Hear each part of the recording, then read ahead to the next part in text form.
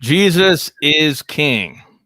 Welcome to the 1 Peter 5 podcast, Rebuilding Christendom, Restoring Catholic Culture and Tradition. I'm Timothy Flanders, editor of 1 Peter 5, together with contributing editor Kennedy Hall, and we're joined today by Miss Julia Meloni. Julia, thanks so much for coming on the show. Thank you so much for having me. Absolutely. So Julia, if you don't know her, Julia Meloni is the author of the St. Gallen Mafia, which has been released today, published by Tan Books, and that's the subject of our conversation. She holds a bachelor's degree in English from Yale and a master's degree in English from Harvard. And Julia, is this your first full-length book? Yes, it is.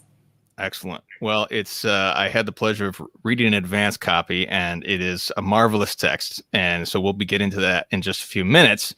Before we do, I wanted to point readers and viewers to the series that we have on that's related to this. Julia's already written 2 articles for 1 Peter 5 on this, and that is the Synod Watch. This is a collection of articles in which we will analyze the current plans and of synodality to find out what that means, and for the faithful to find out what that means and what it really means for us. And Julia has 2 articles up there at 1 Peter 5. And so that's linked below along with the book on the St. Gallen Mafia. So let's talk about this book. I wanted to start, Julia, by asking you if we can start with what is the nature of the evidence for this claim about the St. Gallen Mafia, because typically many people will start by dismissing this as a complete conspiracy theory. That's just, some crazy new Vatican theory. So what is the nature of this evidence, Julia, and how do you respond to that initial dismissal of this story? I think the clearest evidence that we have for the existence of this mafia was definitely when Cardinal Gottfried Daniels of the Mafia said that we had this group and we called ourselves a mafia and was joking about it. So we have one of the culprits, right there boasting about it. In other words, the evidence of this suggests that there was a part of them that needed to boast about it and that felt comfortable enough in their plans to boast about it. Now, there are so his biography is cited in the text, and we learn a lot of things. Like, we learn what happened at their 1999 meeting where Martini said Cardinal Carlo Maria Martini, the leader, said he wanted a new council. So a lot of this is publicly available information that they wanted out there once they felt comfortable enough for it. And there are other texts. Martini, who I was just speaking about a moment ago, he wrote a book called Night Conversations, and it was like an interview of him. And he talks about so many things that are part of the St. Gallen agenda. He talks about the ordination of married men. He talks about deaconesses. He talks about attacks on Humanae Vitae. He talks about the surprises of the Holy Spirit. That sounds familiar. So the text, there are over 600 footnotes in this book.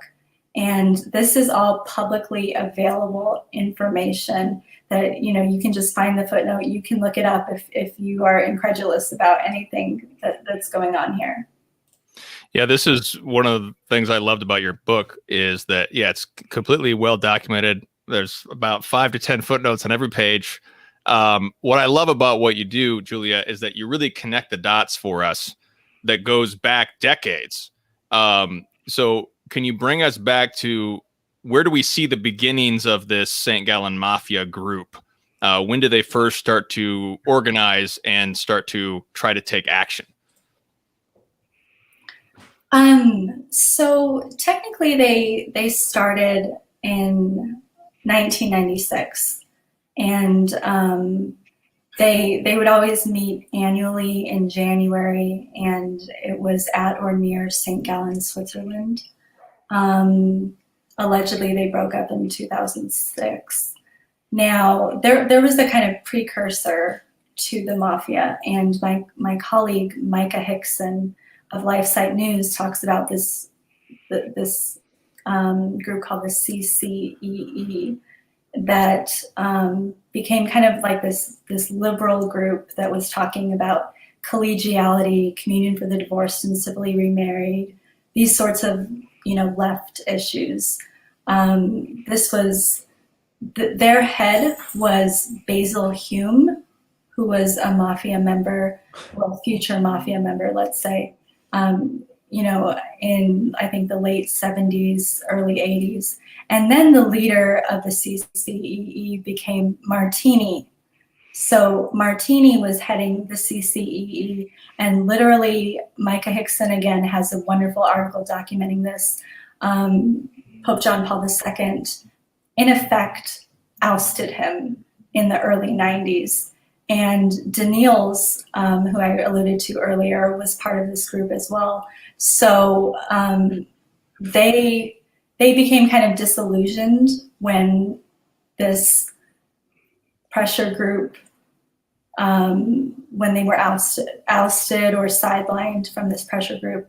And sure enough, just a few years later, that's when they actually founded the Mafia and started meeting according to the schedule that I gave you. Can I ask, is this different than the Catacombs Pact group, or is it linked, or is that sort of a precursor? Do you know anything about that with Cardinal Caffarra, et cetera? As far as I know, that was something separate. I'm not sure if there were any people. I would have to look at the list again of who was in the Catacombs Pact to see if there were any mentors, because Cardinal Swenens of Belgium was a mentor and predecessor to Cardinal Daniels. Mm-hmm. So if he was involved in any way, there may be a connection there. I'm trying to think. I thought the Catacombs was more South American. It was a mix, but it's funny. The man who was one of the leaders of that was an inspiration to Klaus Schwab, which was unearthed recently. Which is anyway, I'm sure it's all connected in some sulfuric way. I just wasn't sure if there was a specific connection with actual, on paper sort of stuff. Yeah, certainly connected in a sulfuric way. But it does seem that Julia, that Cardinal Martini is kind of the ringleader. Is that correct? Would that be accurate? Yeah, he was the one who founded or co-founded the group in the 1990s, and then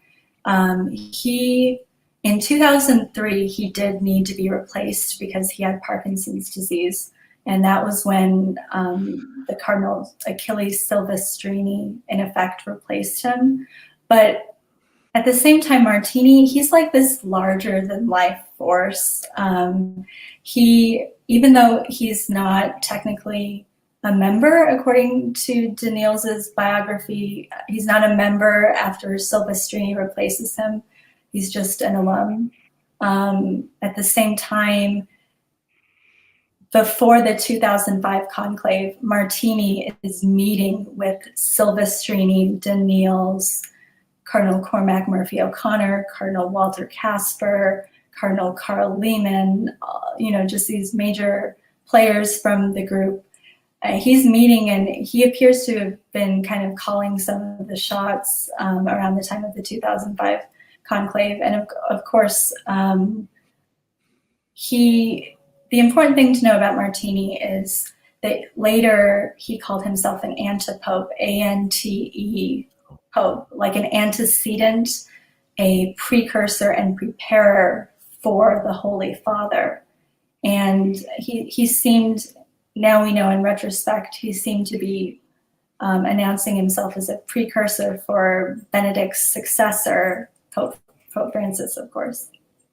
So is that, I guess, what can you say of what were the goals, the stated goals of the St. Gallen Mafia in the 1990s? Was it just to elect a Pope Francis? So they definitely cared about the papacy and the word Our understanding of things is that they initially wanted Martini to be Pope, and they were an anti-Ratzinger group. In other words, the glue that held them together, it wasn't so much an idea, it was a person and an opposition to that person, and the person was Ratzinger. So Ratzinger, they talked about a lot of things. This is in Daniel's biography, but they talked about collegiality, which goes along with synodality. In other words, kind of decentralizing the church, democratizing the church, that sort of thing. Henry Cyr, who wrote The Dictator Pope, talks about how these are code words for a liberal agenda. Anytime I'm talking and you hear the word collegiality or synodality, kind of think code word for liberal agenda. And they also, we know from Daniel's biography that they were talking about things like the church's stance on homosexuality. They were talking about communion for the divorced and civilly remarried. They were talking about deaconesses. They were talking about changes to, it's vague, they were talking about changes to priests. But the other way that we know the blueprint is a 1999 speech that Martini gave at a synod. And he said that we needed to look at certain knots and change and try to envision change in them. And he talked about, again, he used a code, but it was code for basically what I just said: priestly celibacy, communion for the divorced and civilly remarried, deaconesses. Those were kind of the key three things, which these things sound very familiar, of course, because we've been seeing these battles in the Francis pontificate. Yeah, and absolutely. This, and I want to get to Francis as well, obviously, eventually. But one of the things that you do, one of the dots that you connect a lot is you connect also with Vatican II and particular players at Vatican II. For example, Rahner and Congar, and not only obviously Ratzinger. So, what are the connections back to players at Vatican II or thereafter?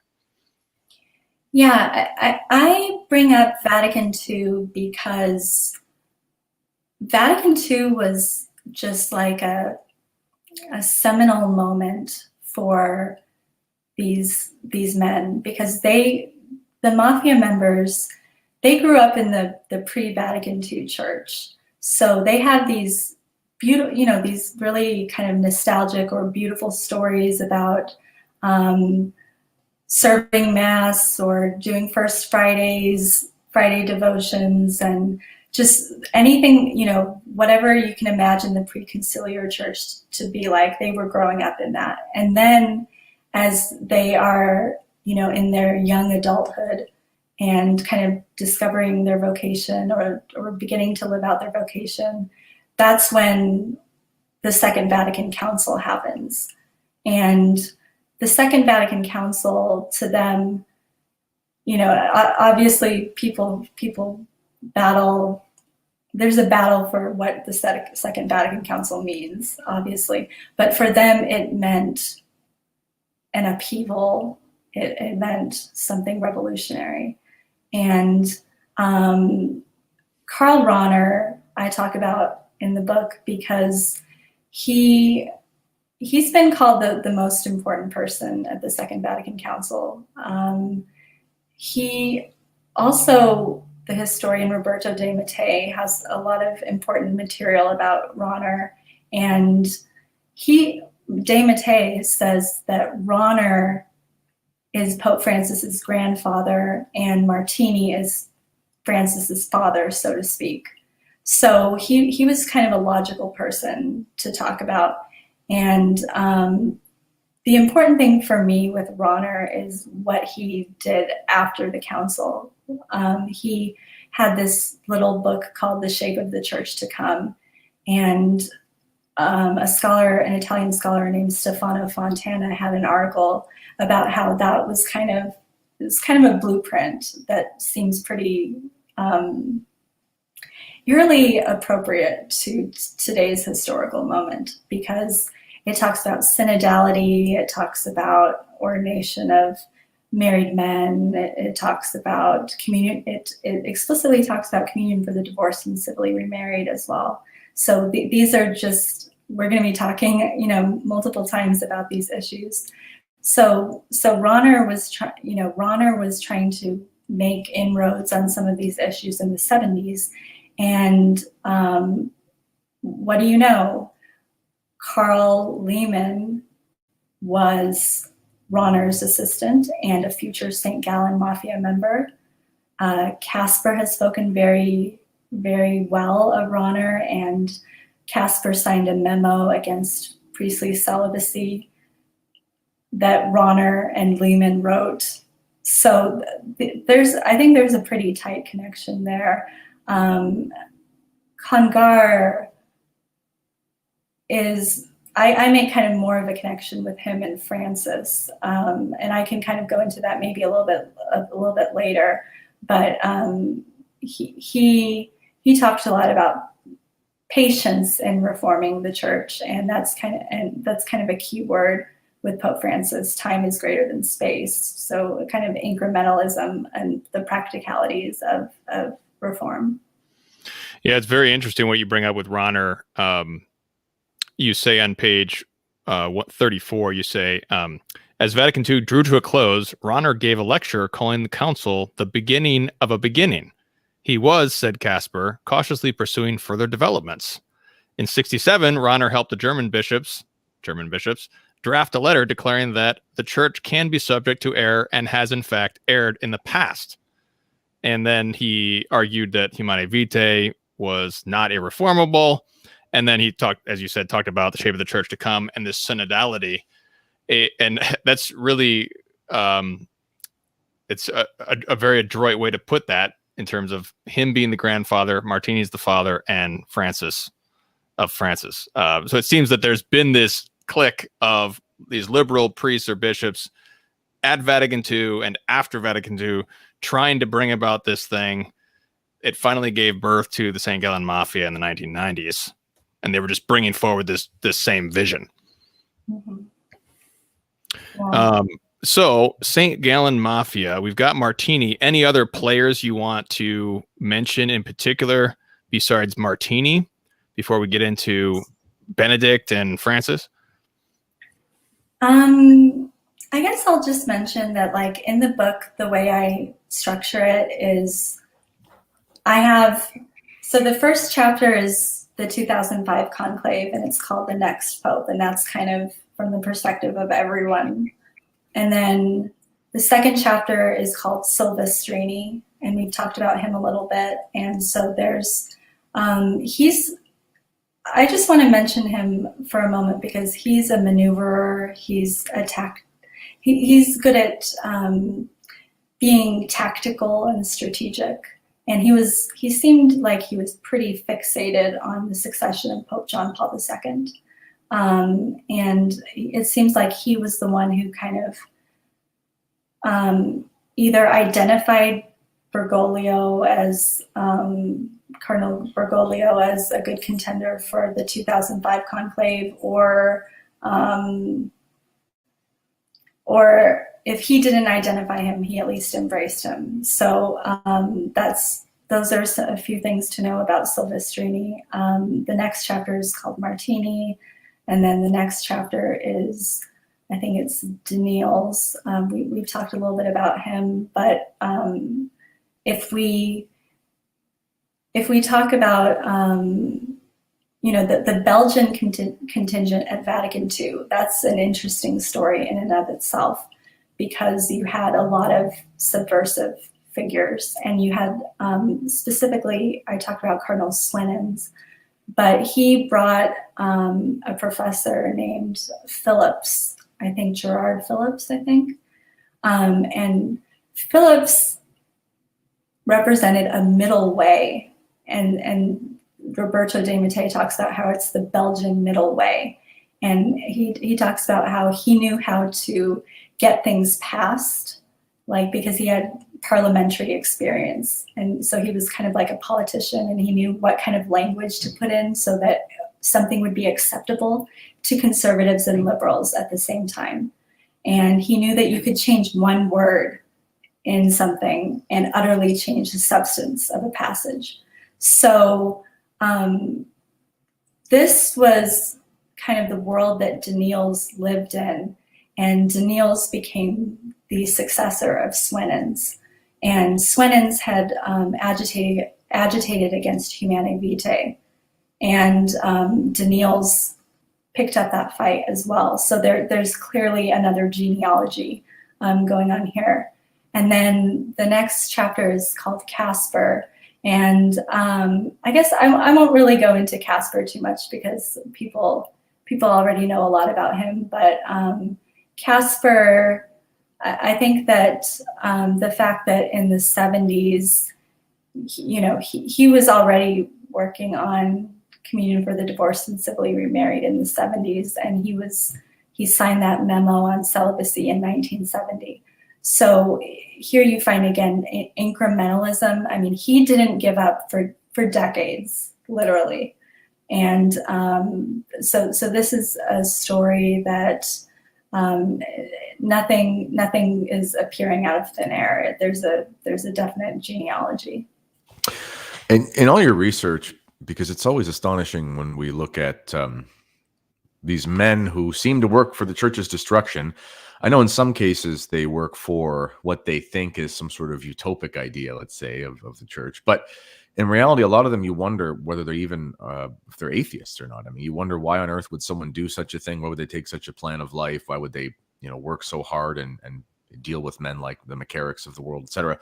Just from your general opinion, this is obviously not, de fide, but when you research men like this, do you think they're even believers? I mean, do you think they even believe in Catholicism, or is it just sort of, I guess, an extension of a sort of a Masonic plot to do something for, I don't know, some other ulterior motive? What are your thoughts on that? When I think about these people, I think about Pope St. Pius X talking about the modernists. I think that he talked about kind of their psychology, basically that they want to stay in the church and they want to subvert it and infiltrate it, and they won't break away. They don't have, I don't know if you want to use the word integrity, but they won't just admit that maybe they don't believe something and leave. They would rather change the church. And I think that there's some of that going on here. And I think if we go back to Congar, he basically said he wanted to reform the church without a schism and stay in, and he taught how to use patience so that you can incrementally reform the church without having that traumatic moment of schism. And I think that these men, I don't know why. I don't know if they were just rebelling against the childhoods that they had. I don't know how much of this was just in the air when Vatican II was in session or what. But they were absolutely convinced, I think, that they were going to stay in the church, they were going to have positions of power, and they were going to change the church in their own image. So John Paul II, the pontificate of John Paul II is very long. It's 25 years or so. I thought that John Paul II had promoted Martini at some point, but you said he ousted him. Was there like a shift in John Paul II's pontificate overall where he sort of started going after them, or did they end up getting promoted anyways? Yeah, that's a really important question. I think that John Paul II, from what I understand, he had visited with Martini in the 1970s, and he liked Martini, and Martini was a biblical scholar, and he specifically at the end of 1979 decided that he wanted Martini to be the new Archbishop of Milan. And I think Martini was a little skeptical and hesitant at that point. And if I remember correctly, John Paul II, just said, you're going to do great, and Martini accepted. So that was in end of 1979, and then 1980. This moment where he was kind of ousted was somewhere around 1991. But as far as I can tell, there's not really a campaign, going after these guys, because like at the 1985 synod, who were some of the leaders at the 1985 synod? Casper and Daniels. They were writing the synod reports in 1985. I think that they were still at this point pretty subterranean, pretty underground, so to speak. They, when they were on the surface, their convictions, that there weren't headlines like in the 80s, saying that Casper or Daniels wants to overturn Humanae Vitae or something like that. That kind of drama comes later and stuff. So I think I would say there's a mixed, a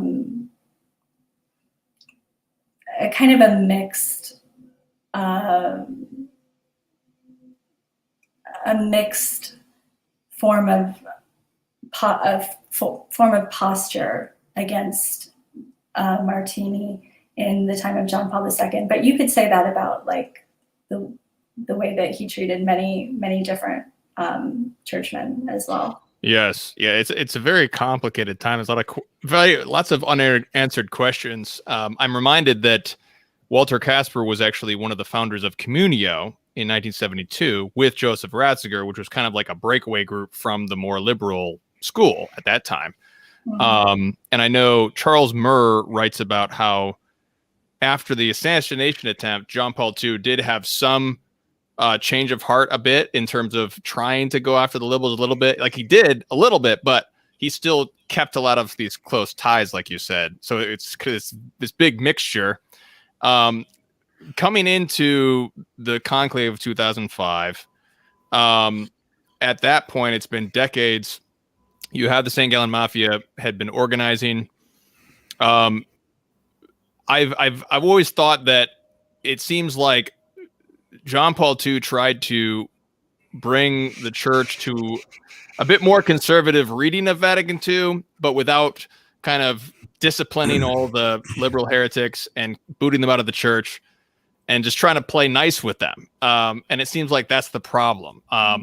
What do you see as the failures at the point of 2005? What do you see as what could have been? Do you think John Paul II should have cracked down more?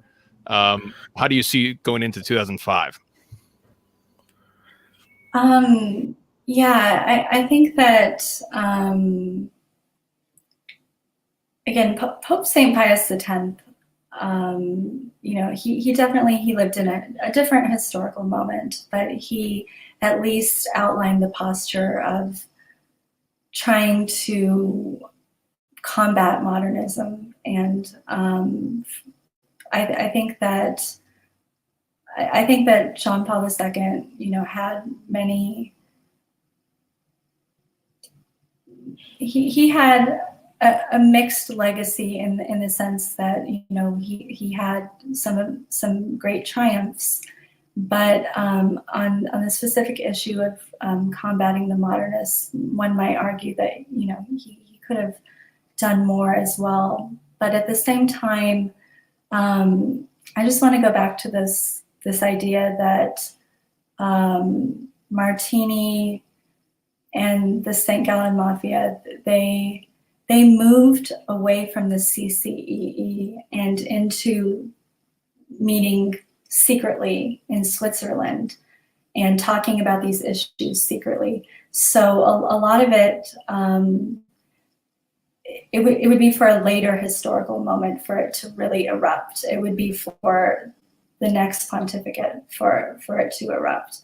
And of course, that's what you know, we'll get to it in a moment. That's what Benedict had to live with the kind of war that they were getting ready to wage. Yeah, so it's very interesting. So they kind of go underground a little bit. I mean, they, like you said, it was a heady moment at Vatican II, 1960s, and then we got Humanae Vitae comes down.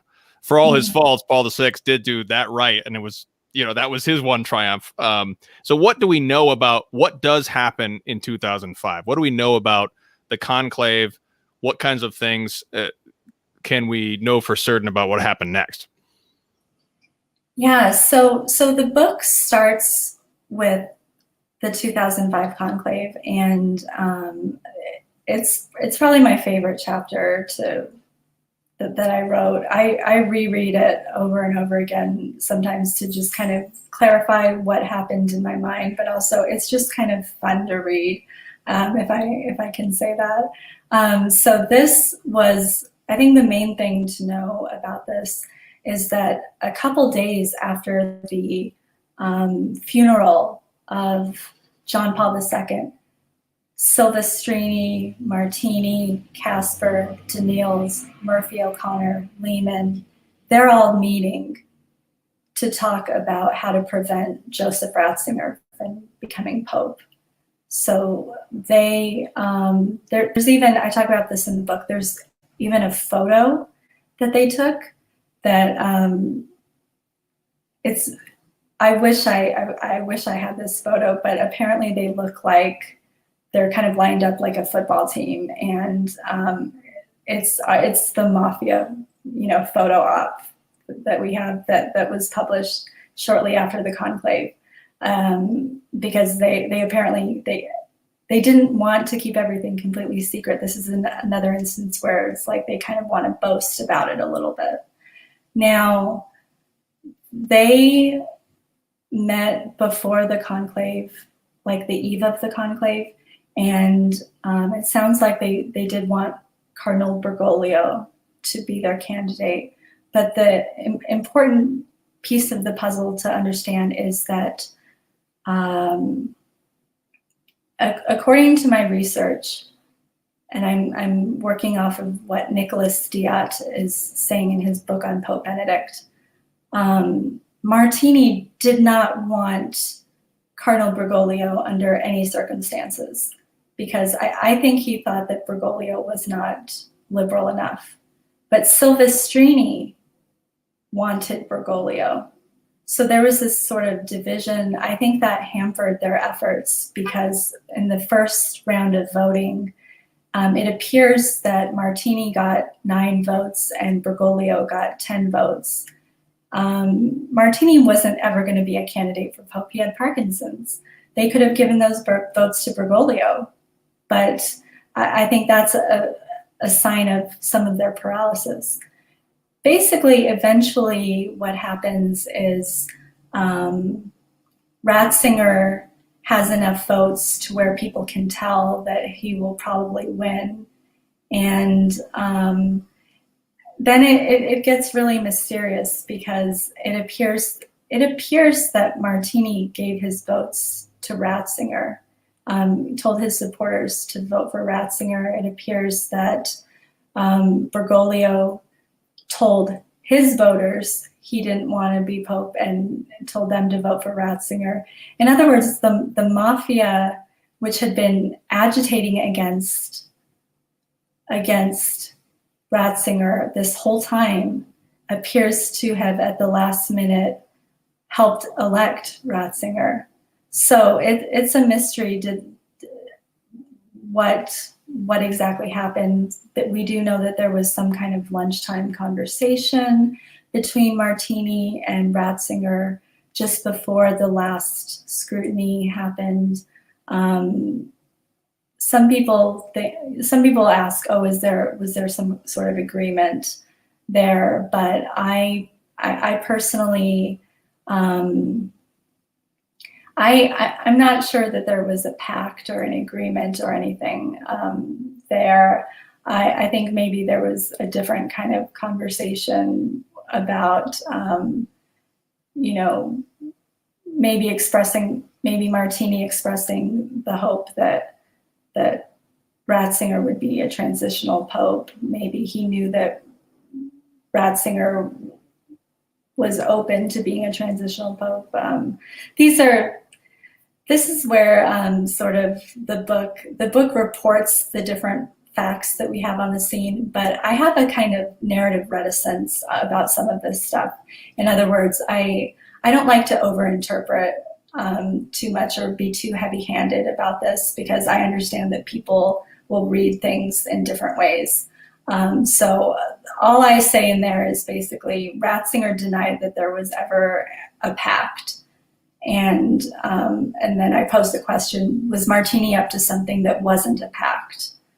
Up to something else that is short of an actual kind of agreement with Ratzinger about what to do. So it's a very thorny issue. Well, if anything, this story and others like it should rid the modern era of this idea that the Holy Ghost miraculously picks every single pope as if it's a divine fiat that so-and-so is pope. That's something that I don't know where that idea came from, and it needs to die, because it's not the truth at all. Now, one character that I find fascinating in the 1970s, and he did die before this St. Gallen Mafia was a real thing, but he's part of that group that was the grandfather group that you've talked about. It's Cardinal Villot.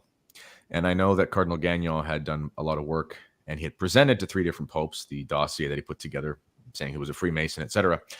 To Cardinal Villot and that characters within the Vatican at the time of him, because he was there when John Paul II came in. And I think if we went back to JP2 for just a second, one of his fatal flaws, for all the good he did, I'll give him the benefit of the doubt for magnanimity, and he was a great diplomat and statesman and spokesperson and things. He really was a great media pope, but he did spend a lot of time on the road and didn't spend a lot of time at home. And he did basically confirmed everyone that came in from the pontificate from before him, which was essentially Paul VI's, because that interim period between him and was so quickly, of course, with John Paul I dying so suddenly. So when you looked into this information, did you find the names like Cardinal Baggio and Villot come up as actors within this scheme? I personally didn't, but I'm not sure. I can't rule out that there's some kind of connection that I'm just missing. But no, I didn't personally really run across those names at all. I'm sure all the liberal heretics in the Vatican have had cappuccino or appletini That's when together they put together at some point. So they know each other by name, but maybe not. They're not all conspiring formally. Yeah. But I just wanted to read. Because Julie, I wanted to commend you, because this is something that you do very well. As like I said, you have a master's degree from Harvard in English. As a journalist, you are very good at writing a story that is very fun to read as just a story, but then also not going too far into speculations, like you said. It's the end of chapter 1. You say, a few weeks after the conclave, Martini was hospitalized with heart problems. He had to receive a pacemaker. Some speculated that the stress of the conclave was not irrelevant. Asked once about what had happened in the conclave, Martini said, "Lead me not into temptation." But when asked what kind of pope Benedict would be, the old cardinal grew effusive. "Expect beautiful surprises," Martini said. End quote. So what happens now under Benedict? He has a very mysterious papacy, but he does seem to crack down a lot more than John Paul II did. So what happens with the St. Gallen Mafia crew under Benedict? I think that what Silvestrini did on the night of Benedict's election is really germane to this discussion, because a Latin American cardinal who knew Silvestrini well, ran into him on the street outside St. Peter's, and he looked defeated. Silvestrini looked defeated, and he had this kind of dull anger inside of him. And he seemed to be completely unable to accept the papacy of Benedict. And he seemed convinced that he would be a transitional pope. Now, there's this other story that's told by two Italian Vaticanistas. And it's about how, I think a day or two into Pope Benedict's pontificate, there is a powerful Italian cardinal of the Curia. So we don't know who it is, but he says 2 to 3 years. He will only last 2 to 3 years. And then he kind of waves him away with a dismissive gesture of his hand. And even if I don't know if this was Silvestrini or if this was somebody else, but that was kind of the posture that the enemies of Benedict had toward him, where it was a posture of war. Basically, the Latin American cardinal says that Silvestrini seemed to have declared a form of war against him. And the book talks about different fronts of the war. Basically, each Mafia member kind of has a different area to focus on. So Martini wanted a new council or synodality.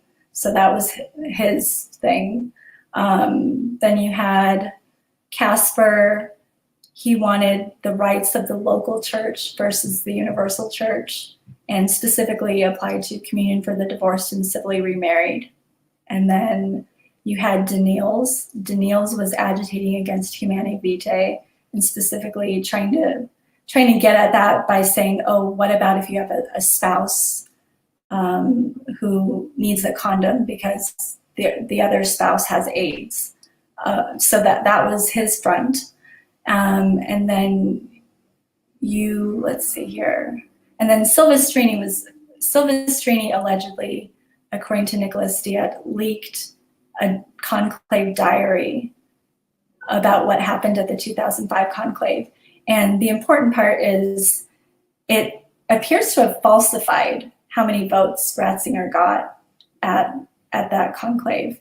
It said that the diary said Ratzinger had 84. And according to the most reputable sources, he probably had more like 100. So this diary was part of a media campaign against Ratzinger. And the diary also really hyped up Bergoglio and the fact that Bergoglio was doing great. And a lot of people read that as a piece of campaign material for Bergoglio. And if I remember right, this diary was leaked probably within the first year or year and a half of Benedict's pontificate. So already, they were trying to destabilize him and create buzz around Bergoglio. So those were some of the major fronts. Some of them become more important than others, like the issue of Humanae Vitae and condoms kind of takes center stage in the way that in the Francis pontificate, communion for the divorced and civilly remarried kind of took center stage at the beginning. So there's that. But the important thing to know is it's kind of a long war. The biggest thing I think is trying to make sure that Benedict is a transitional pope, make sure that he doesn't accomplish anything, and that perhaps he can not stay the whole time, or be induced to I think they knew Ratzinger. I'm kind of jumping ahead, but I think they knew that Ratzinger was open to resigning, because Ratzinger had said different things, like in 2002, that because we live longer nowadays, he could foresee a pope resigning and stuff. So it was kind of, I think, an Achilles heel, and they knew that about him, and I think they used that to their advantage. Okay. So let's talk about the end of Benedict's pontificate and the beginning of Bergoglio. So do you think that they somehow created a situation where Benedict felt that he needed to resign. Is this the work of the St. Gallen Mafia? So it's so shrouded in mystery, obviously, but my understanding is, if we just look at some of the key facts about what happened, there is an eerie amount of activity coming from this circle around 2012. And in 2011, Martini had already met with Pope Benedict, and it's not completely clear what they talked about, but he had a private meeting. And then in 2012, Martini, he had a confidant that he spoke to, and this woman said that she, you know, I have the footnotes in the book, but she basically said that Martini was talking about how Benedict would pass, and he hoped Benedict would resign soon. So why is he saying, I hope Benedict resigns soon? Does he know that Benedict is going to resign and he's just hoping that it's soon? Does he know that Benedict has made this decision on his own and he's trying to influence him maybe and say, you should resign sooner rather than later? We don't know. Did he plant the idea, excuse me, did he plant the idea of resigning into Benedict's mind? It's completely ambiguous. We don't know the answer to these questions, but we do know that by July of 2012, or excuse me, June of 2012, Martini and Benedict were meeting for the last time. And according to Martini's confessor, Martini told Benedict to resign. So I think that Benedict, to me, the most important line that Benedict says is in an interview with Peter Sebald, and he says, one must never run away when the danger is great. So I think he was a man who never wanted to be Pope. I think he was open to resigning from the beginning. And I think that he also felt like the noble thing to do would be, he can't leave while the house is burning down. He needs a moment of peace to perhaps let a better man, a better successor, a stronger successor, clean up the mess. But so was he just waiting for the moment of peace so that he could resign? Was Martini trying to convince him that, you know, oh, if you resign, Scola, Cardinal Angelo Scola, the conservative, he'll be able to pick up the pieces of this pontificate? These are some of the questions that I don't have definitive answers. This is speculation. But the actual evidence that we have there at least allows us to pose some of these questions. Excellent. We've got about 10 more minutes, but let's get into Francis. You really lay the framework and the architecture, basically the architectural drawing of the Francis pontificate. But and audience, if you want to ask any questions, but here's a question. Why did they want Bergoglio specifically? And you quote an anonymous cardinal from March 2013. So this is right during this transition, who says, quote, 4 years of Bergoglio would be enough to change things, end quote. So tell us about, what did they see in Bergoglio and what was the plan? I really like something that historian Roberto de Mattei says, which is that Pope Francis is the true revolutionary, even truer than Ronner, because Ronner was a dreamer and a thinker, and Bergoglio actually does things. He's a man of praxis. He's a man of practice. Remember, Communion for the Divorced and Civilly Remarried, the Casper proposal.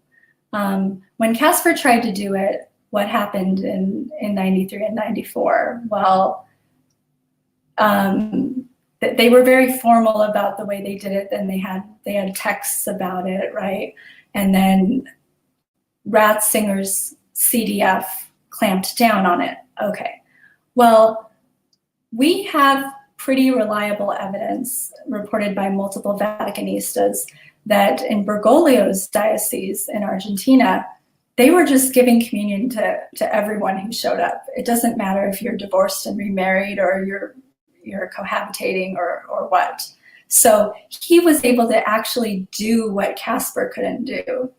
I think that's a major reason, that they had all these dreams and that they needed liftoff. They needed someone on the ground to actually incarnate them in practice. And so to me, that's kind of the main draw of Bergoglio. I also think his incrementalism fits in perfectly with them. If they've been warring for these things since the 70s, at least, on some of these areas, Bergoglio loves to say time is greater than space, as a cardinal, and of course now as Pope Francis. So he has a keen understanding that sometimes you can't push an issue anymore, and you have to just let it go, and then you have to give it time, and then you have to bring it up again in a kind of sneaky way, perhaps.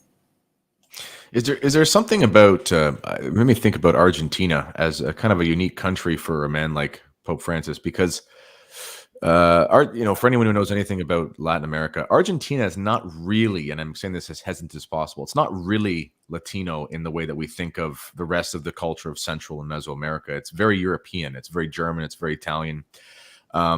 Francis himself is the son of Italian immigrants. I think he grew up speaking Italian, if I'm not mistaken.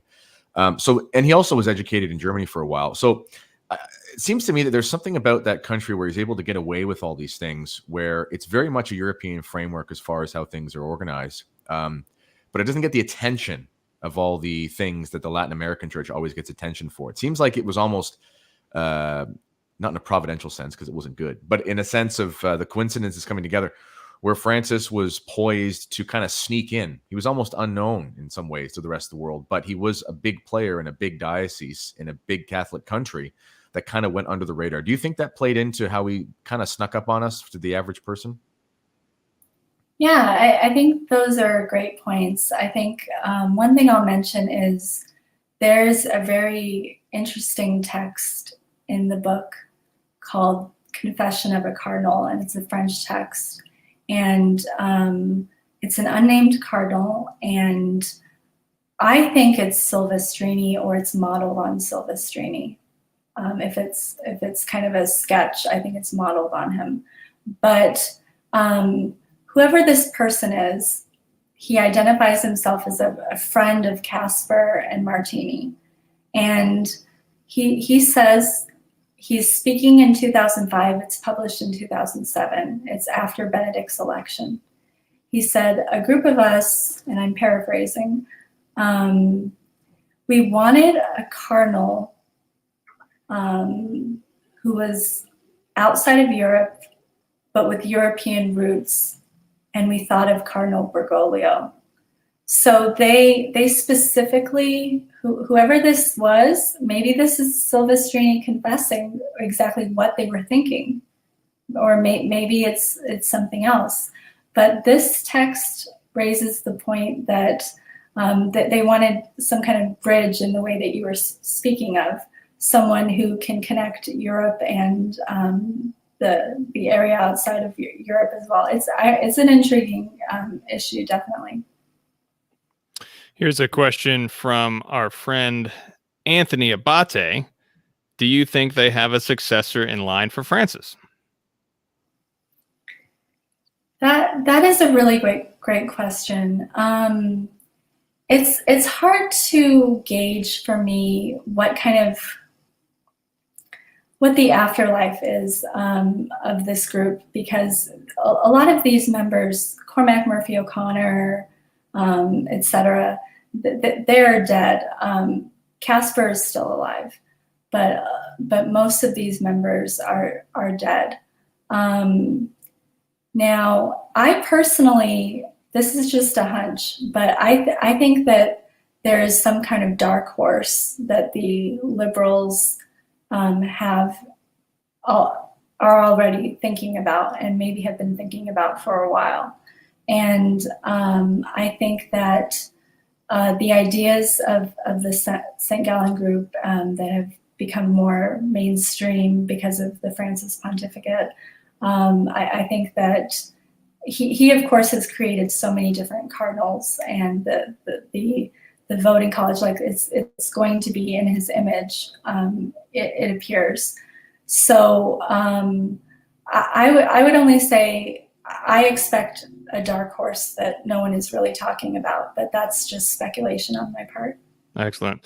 Well, let me ask you, Kennedy, you have any final question for Julia before I ask my final question? Just one that has nothing to do with what you were saying, but you went to Yale and Harvard, and somehow you're a faithful Catholic. How did that happen? That's a great question.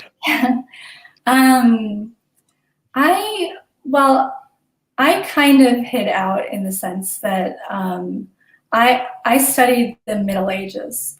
So I did medieval manuscripts, Beowulf. My thesis at Yale was on Catherine of Siena, like her book for medieval English nuns. So in some ways I was able to hide out from cultural Marxism, but not completely, because I took a lot of classes with very crazy ideas that I won't go into. But me too. I had a really good upbringing. Like my family were, I was a cradle Catholic. My family prayed the rosary every day. If I had to give one takeaway from what I've just said, it's that, parents, like, definitely, if you're praying the rosary every day with your child, you're giving them like one of the best gifts you could possibly give, because I feel like if I didn't have that foundation, it would have been so easy for me to lose my faith at Yale or Harvard. Excellent. Yeah, that's a great point. Absolutely, rosary every day. And this, my final question is related to this. In a sense, all of us Catholics are journalists, in just the sense that we read the news all the time, and the news is constantly coming after us. The church is in the news all the time. It's all negative. What advice would you give to Catholics, just normal Catholic layperson, to keep their faith alive and strong, even when we are facing so much evil in the hierarchy? Yeah, I think it's really important to be as practical as possible, and do something concrete. So we just talked about the rosary. One of the other things I really believe in is the first Friday, I believe in the first Friday devotions, but I also really believe in the first Saturday devotions, because Our Lady specifically spoke about the importance of first Saturdays for our times. And one thing I'd like to do is, when I can, in the past 5 years or so, do the first Saturday. It's 5 first Saturdays, of course, and then I'll just kind of do a perpetual first Saturday devotion as long as I can. Just do another 5, and then if you can, do another 5, and just, I think it's brought many blessings to my life, and I try to promote that as well. We're at the point where my first article about Cardinal Martini, I wrote it in Crisis Magazine, and I didn't know how to end after presenting like his plots against the church. This was before the Youth Synod, and the line that came to my mind at the end of it was just like, after presenting all of this, was that's why we must pray and fast and speak out. And I think that's pretty good, a pretty good piece of advice for what we can do. We can pray, we can fast, and we can speak up. I mean, even it's incredible, but I know there are a lot of negative things to Twitter, but I also think that when someone is when someone is publishing something that's not true or something that's dangerous and it gets ratioed by faithful Catholics, I mean, that sends a message that you can't just publish anything you want. So I think there's so many different ways that people can speak up, whether it's on social media or it's with other Catholics or non-Catholics or so on. Absolutely. Thank you, Julia. That's great advice. I love it. Pray fast, speak up, rosary every day, do the devotions. So once again, the link is below for St. Gallen Mafia, exposing the secret reformist group within the church. Get your copy today, ebook or hardcover. So Julia, thanks so much for your time today. Any final thoughts for us? Final words about the St. Gallen Mafia? I think the important thing to remember again is kind of aligned with what we just said. How does the story end? We don't know what the next step is. We don't know how long the legacy of this group is going to last, but we do know that in the end, my Immaculate Heart will triumph. And so we know how the story ends. So I think that it's important when we're reading this not to give in to any sort of despair or to feel paralyzed.